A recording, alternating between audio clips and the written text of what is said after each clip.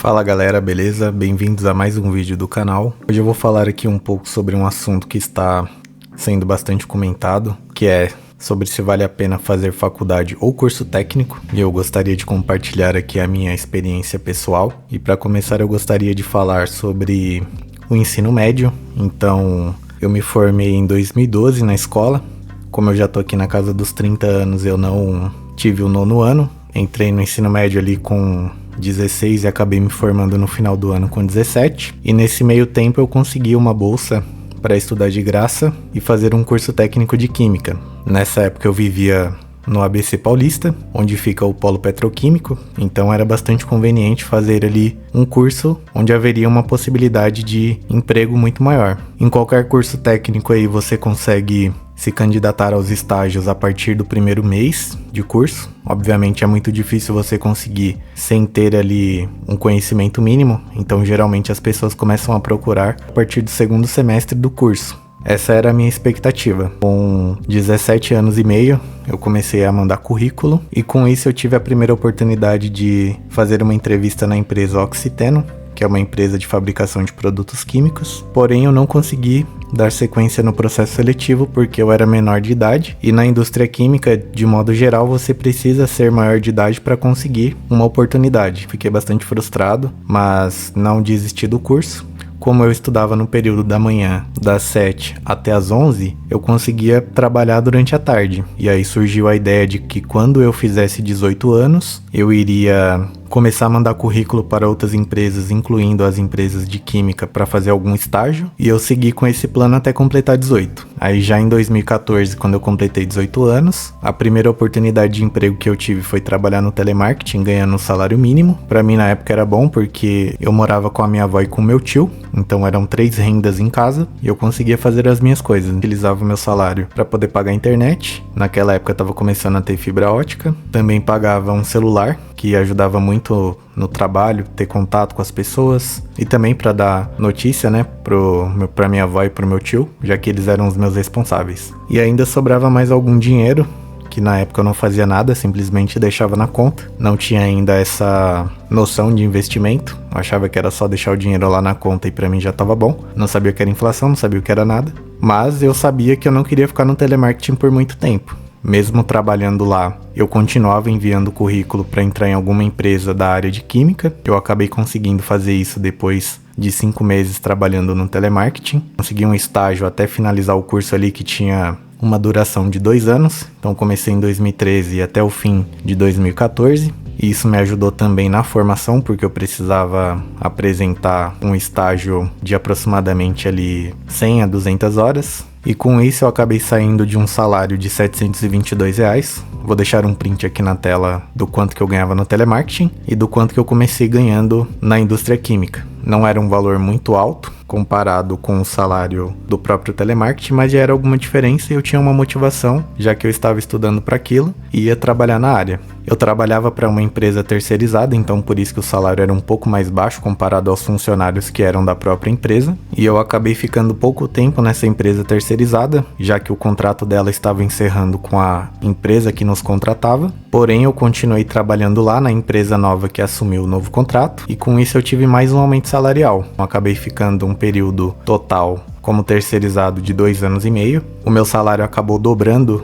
depois desse período, saí de R$1.000 para 2.000. Na época para mim era bastante dinheiro, já que eu não tinha contas muito altas e não morava sozinho ainda. E como eu comentei no vídeo anterior sobre a escala 6x1 e a escala 6x2, que era do telemarketing e desse emprego na área química, eu não tinha muito tempo para poder gastar o dinheiro, então foi quando eu comecei a economizar. Quem quiser assistir o vídeo, basta entrar aí no canal e clicar lá. E esse tempo trabalhando lá me mostrou que não era uma carreira que eu gostaria de seguir para poder crescer internamente, fazendo um curso superior depois de engenharia, de química industrial, bacharelado ou licenciatura. Eu vou deixar aqui na tela quais são as atribuições que diferem de acordo com o seu nível de instrução. O técnico em química, o bacharelado e o licenciado possuem poucas atribuições, e eu não achava que valia a pena fazer uma engenharia para ganhar o salário da época, que era uns 7.000, de acordo com as responsabilidades que o engenheiro possuía. Isso era mais uma impressão que eu tive trabalhando durante esse tempo. e para mim não compensava, apesar de ser um salário muito alto, que era que o CREA exigia na época, e 10 anos atrás, R$ 7.000 valia muito mais do que vale hoje. Comecei a pensar o que eu faria para poder sair daquela empresa, já que eu trabalhava na escala 6x2, como eu já comentei num vídeo anterior, e como eu tinha um salário um pouco maior, já agora recebendo R$ 2.000, conseguia pagar um cursinho pré-vestibular e me preparar para estudar de graça na USP, que era a minha primeira opção. Então eu acabei escolhendo um curso de física. A minha intenção inicial era ser professor. Eu sairia da empresa que eu estava para entrar no estado ganhando inicialmente ali aproximadamente R$ 3.500 na época, que era mais ou menos quanto eu sabia que os meus professores ganhavam e o quanto alguns amigos que também eram licenciados em outras áreas ganhavam. Na época eu estava pensando tanto na questão financeira, iria aumentar o salário ali em 150%, saindo de 2.000 para 3.500. E também na questão de trabalhar menos. Apesar de que o professor trabalha muito, ainda assim, comparado à minha escala e o horário, era muito melhor. Acordava 4 horas da manhã para chegar no trabalho às 6 e sair 2 da tarde. E eu poderia depois escolher ali uma escola para trabalhar um período só, das 7 da manhã até meio-dia, das 1 às 6 da tarde, ou das 7 da noite até as 10h20, que são os horários mais comuns. Porém, essa ideia não saiu como eu planejava. Eu acabei tomando outros rumos e depois de um certo tempo estudando na faculdade, eu acabei começando em um estágio que eu ganharia a mesma coisa que eu ganhava na empresa anterior, só que eu iria trabalhar bem menos. Ao invés de acordar 6 horas da manhã, eu começaria a acordar às 9, entraria no trabalho às 10 e sairia às 4. Isso pra mim era muito bom, porque dava pra descansar, e eu ainda tinha tempo pra estudar um pouquinho todo dia e depois ir pra aula na faculdade no período noturno. Pode ter alguém aí que acha que não vale a pena sair de uma escala 6x2 pra uma 5x2 pra ganhar a mesma coisa, já que existe uma possibilidade de você crescer na empresa que você já tá e está há bastante tempo, mas eu preferi arriscar, já que não era uma carreira que eu gostaria de seguir. De acordo com a minha experiência pessoal, eu diria que se vale mais a pena fazer um curso técnico ou se vale mais a pena fazer uma faculdade, depende muito da região que você vive. Porque aqui em São Paulo você tem muitas oportunidades em diversas indústrias. Então, outro exemplo que eu poderia dar é o do meu próprio irmão.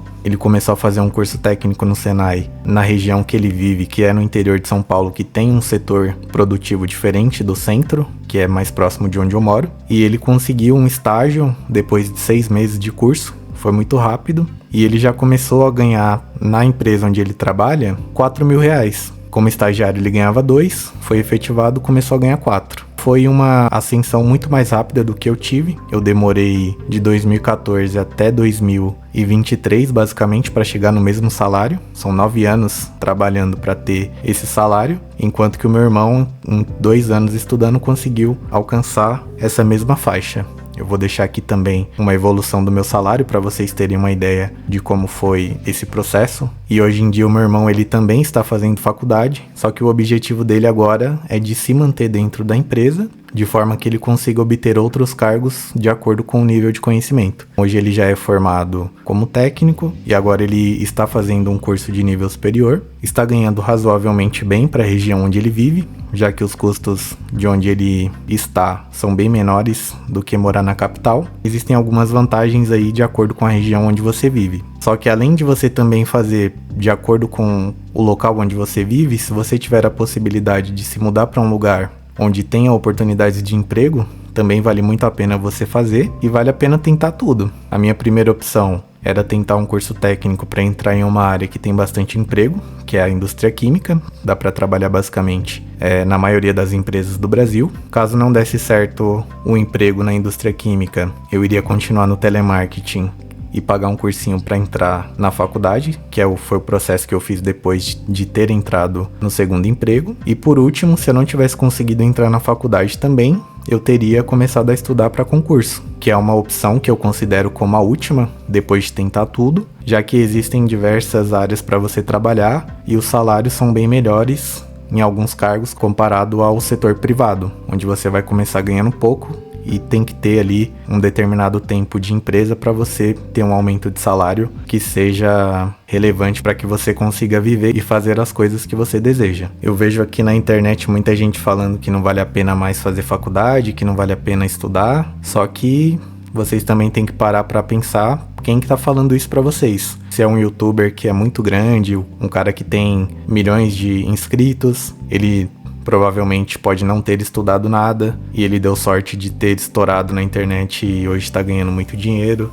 Ou os influencers do TikTok que ganham dinheiro fazendo dancinhas. Enfim, acho que depende muito aí também de quem tá trazendo essa opinião pra vocês, pra poder mostrar pra vocês a realidade do Brasil, já que tem muitas pessoas que estão falando sobre esse assunto, mas também nunca trabalharam. E eu acho que isso é importante de ser levado em consideração. Bom, então esse foi o vídeo de hoje. Se vocês gostaram, se inscrevam no canal, deixe seu like e seu comentário. Então é isso, valeu!